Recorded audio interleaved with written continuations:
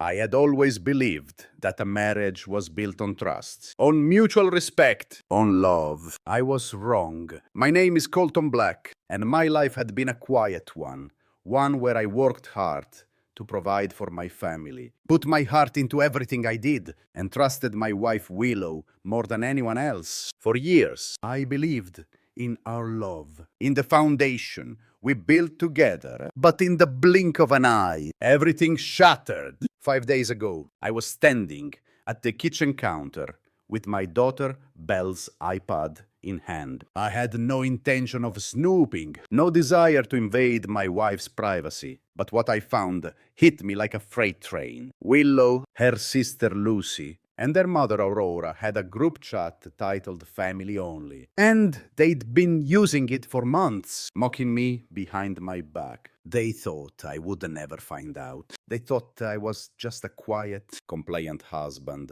someone they could walk all over. The messages were painful to read. Willow had written, "He's just a pushover. He won't do anything," Lucy added. "Drain his savings while you can." Aurora chimed in with, "He'll never stand up for himself." They mocked every decision I made, every sacrifice I had ever given to them. The promotion I turned down to spend more time with Belle. A joke. The trust I placed in Willow about the house renovations. A cover for spa weekends, shopping sprees, and worse, affairs. They had been laughing at me behind my back for as long as I could remember. What stung the most, however, wasn't the money, nor the lies they'd told. It was the contempt they had for me, the absolute cold disdain they harbored. Every ounce of love, trust, and sacrifice I gave them became their inside joke, something to ridicule and use against me. I couldn't believe it. The shock hit me like a tidal wave, and for the first time, I saw my life from the outside. I had a choice. I could walk away. I could file for divorce, find a lawyer, and end this misery. But something snapped inside me. I realized I wasn't just going to walk away. I had to make them pay. I had to show them that they had underestimated me. For as long as I could remember, I had been the quiet, gentle father, the trusting husband. They had never stopped to consider what would happen if that quiet man found his rage. That night, as Willow slept peacefully beside me, I stared at the ceiling. Numb with betrayal, my fists clenched, my heart pounded. I realized I had to protect Belle, my one tether to sanity and decency. Willow, Aurora, Lucy. They had used her as a pawn for too long. I wouldn't allow them to manipulate her anymore. I would make them regret every single smug message in that chat.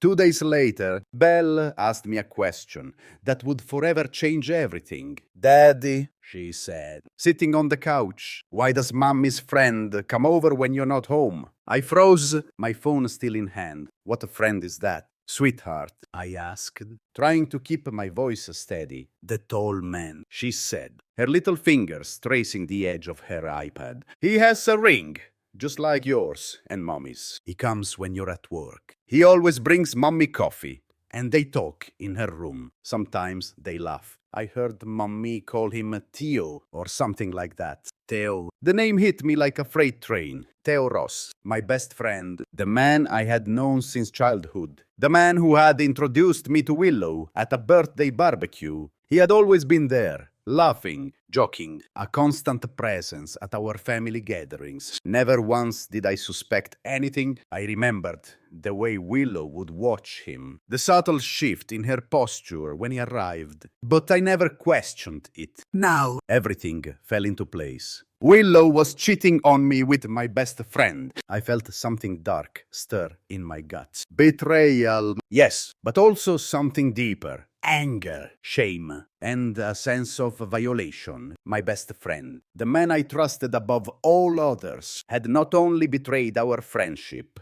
but had also broken the bond I shared with my wife. They had been meeting behind my back, laughing at my ignorance, manipulating me for their own gain. I didn't confront her then. I didn't scream, didn't cry. I just placed the phone down, walked to the living room, and placed a small, motion-activated camera behind a vase. Willow was too confident in my obliviousness. She would never notice it. The next day, while I was at work, my phone buzzed. It was the footage. Theo's silver truck pulled up outside my house. He walked inside, grinning. The camera showed them kissing in the foyer, curtains wide open. He was wearing his wedding ring, a cruel reminder that he was also betraying his wife, Naomi. For 2 hours, they stayed in my bedroom. Then Theo straightened his shirt and left. He didn't even look guilty. I didn't yell. I didn't cry. I just stared at the screen, the truth sinking in slowly. Willow had been cheating with Theo, my best friend, and they thought I would never find out. But I had, and now I had the choice. I could remain silent and play the role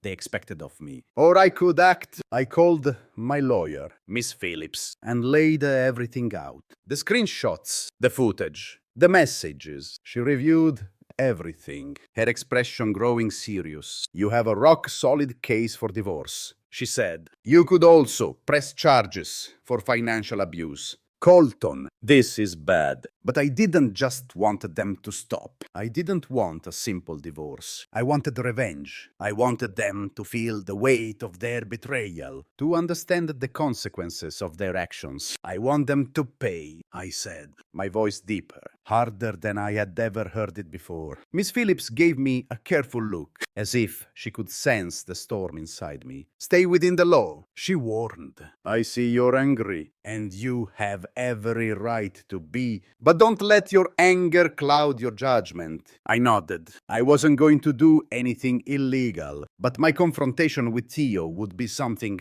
that no lawyer could sanitize. They had made the mistake of underestimating me for too long. Now they would see what I was truly capable of. The dinner was their monthly ritual, a show of unity, of wealth and appearances. Aurora, Willow, and Lucy would gather at Aurora's house, a sprawling estate built on pretense, and invite whoever was deemed worthy to partake in their charade. They would gossip, smile, and pretend that everything in their world was perfect. But this time, I would be a part of it. The difference was that this time, I wasn't just going to watch. I was going to expose them all. I had planned every detail carefully. Bella would stay with a friend that night. I didn't want her anywhere near the storm I was about to unleash. I wanted her far from the chaos, far from the lies that had been spinning around her since birth. I couldn't risk her being a pawn in their manipulations. The first step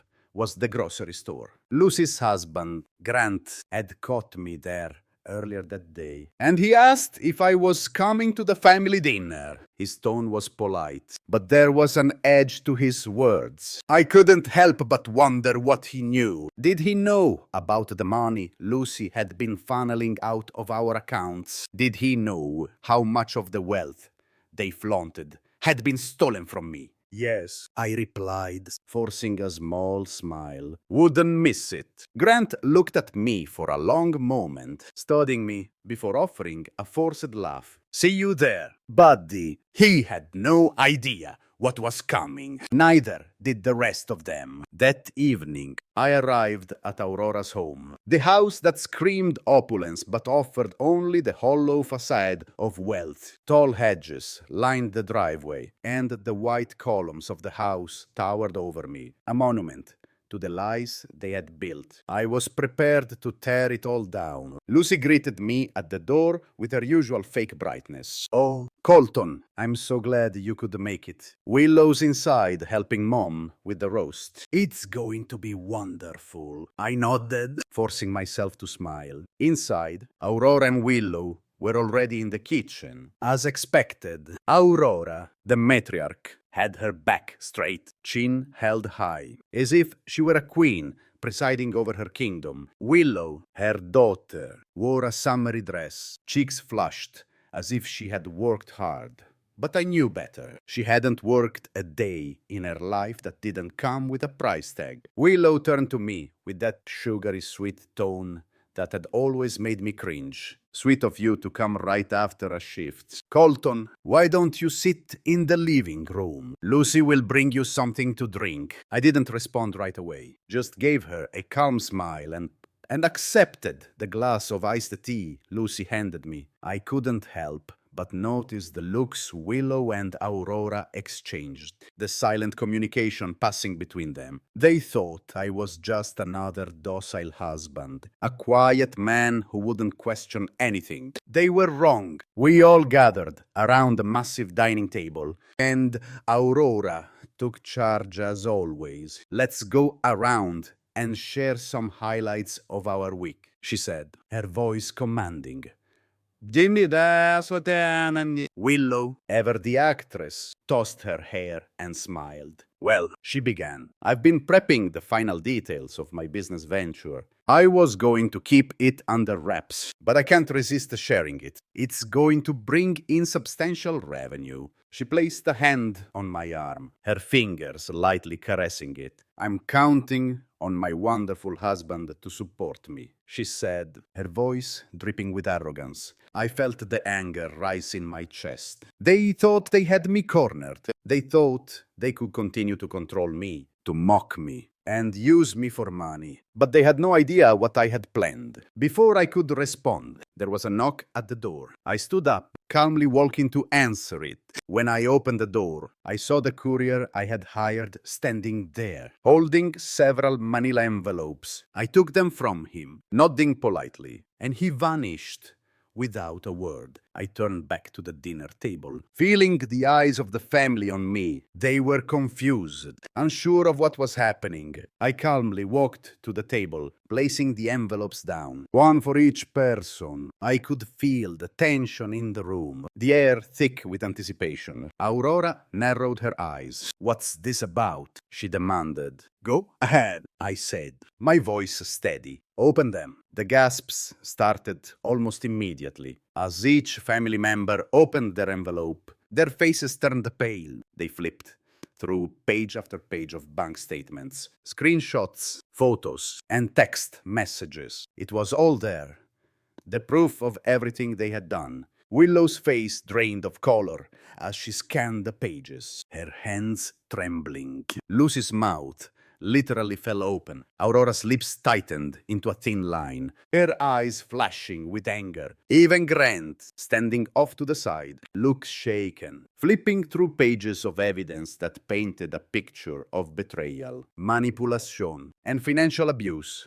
"Colton, what is this?" Lucy hissed, her voice trembling. I didn't answer right away. I wanted them to feel the weight of what they had done. I wanted them to fully comprehend the devastation they had caused. "Is this for real?" Grant asked, his voice barely above a whisper. I nodded. "You've all been robbing me blind. Willow's spa weekends weren't spa weekends. They were secret affairs. Your so-called renovations, just a cover-up for shopping sprees and luxury getaways. And your family chats weren't just about family. They were about how to bleed me dry." The shock on their faces was almost satisfying. Willow's tears were barely contained, and Lucy's face twisted with a mixture of anger and shame. But it was Aurora who surprised me the most. She slammed her hand on the table, the loud sound echoing through the room. "You had no right," she spat. "I had every right,"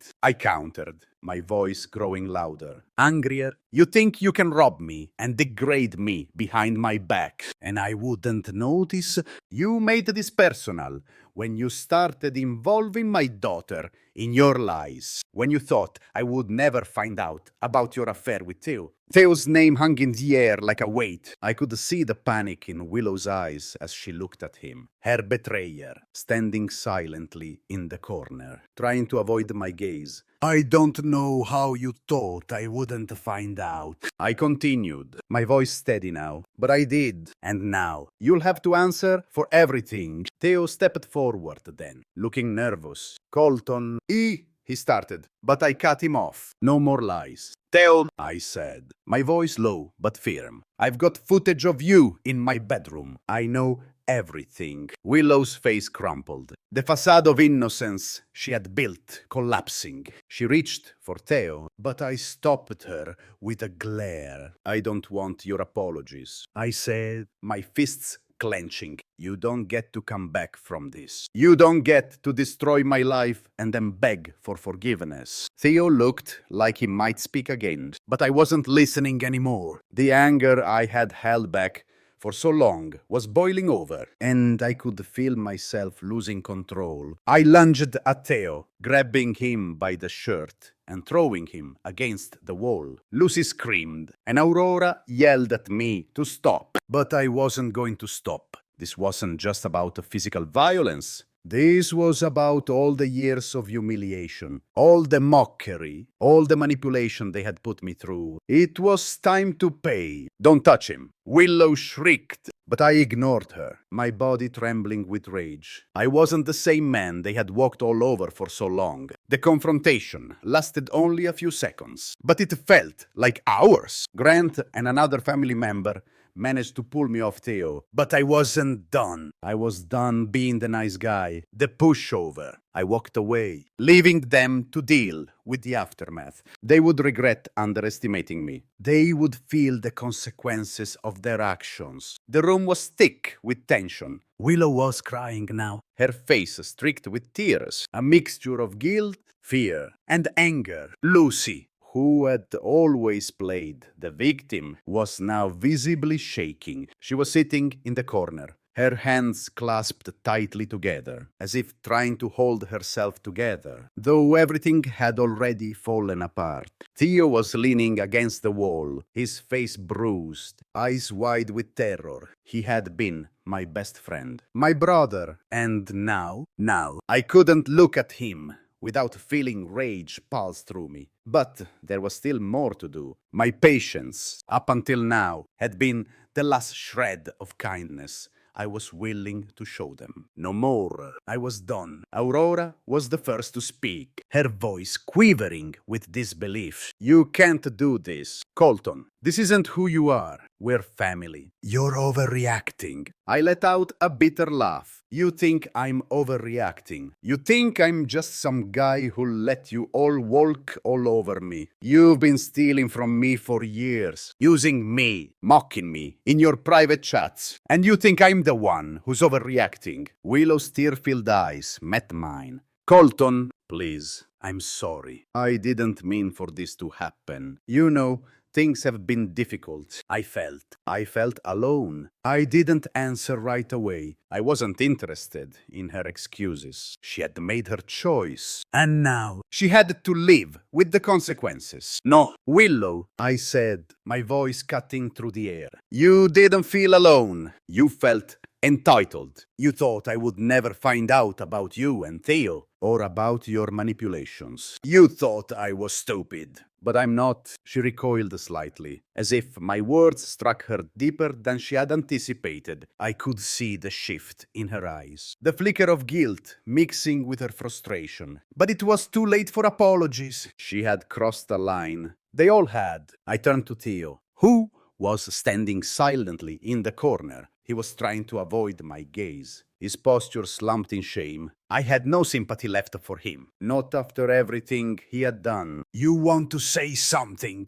Theo? I asked, my voice deadly calm. He swallowed hard, his eyes flickering between me and Willow. I don't know what to say. Man, I messed up. I'm sorry. I stepped closer to him, my fists still clenched, but I was in control now. I could feel the adrenaline starting to fade, but the fury remained. Sorry doesn't fix anything. You ruined everything, Theo. You were my best friend. I trusted you, and you stabbed me in the back. You think a simple apology is going to make this right? He flinched, his eyes brimming with tears. But I didn't care anymore. The man who had been my best friend was gone, replaced by a traitor, a coward. You knew better than this. You knew how much Willow meant to me, and you betrayed that. You betrayed me. For what? For sex. For some twisted thrill. My voice rose with every word. But I didn't care.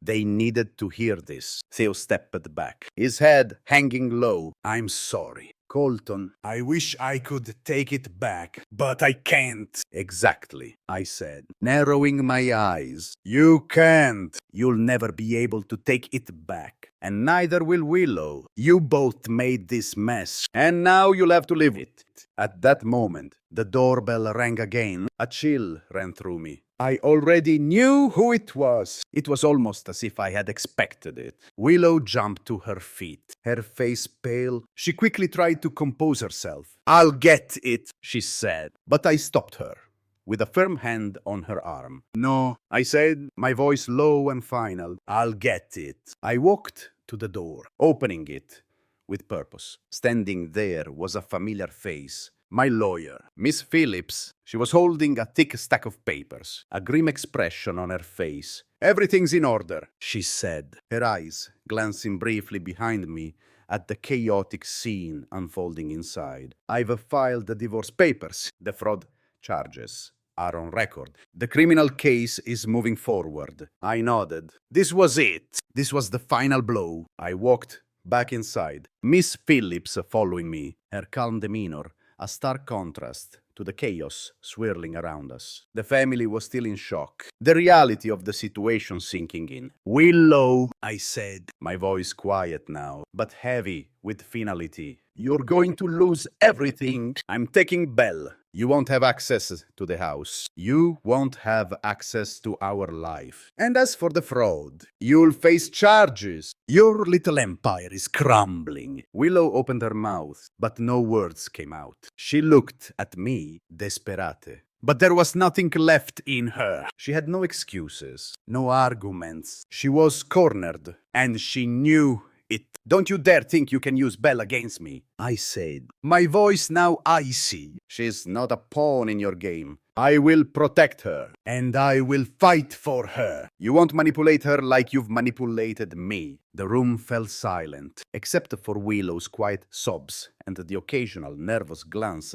between Lucy, Theo, and Aurora. The once mighty family that had treated me like a fool was now broken. The facade had crumbled. Grant, who had been silently observing, finally spoke up. What happens now? He asked, his voice quiet but filled with disbelief. Now you all face the consequences, I said. You've been stealing from me for years. You've been lying, manipulating, and cheating. I'm done with this. The tension in the room thickened. No one moved. No one dared to speak. And then, slowly, one by one, they started to leave, each of them carrying their own shame. Theo was the first to slip out, his head hanging low. Willow stood by the door, not knowing what to do, her tears now mixed with fury. Lucy followed suit, her sobs echoing as she walked out, unable to look anyone in the eye. Aurora, still standing by the table,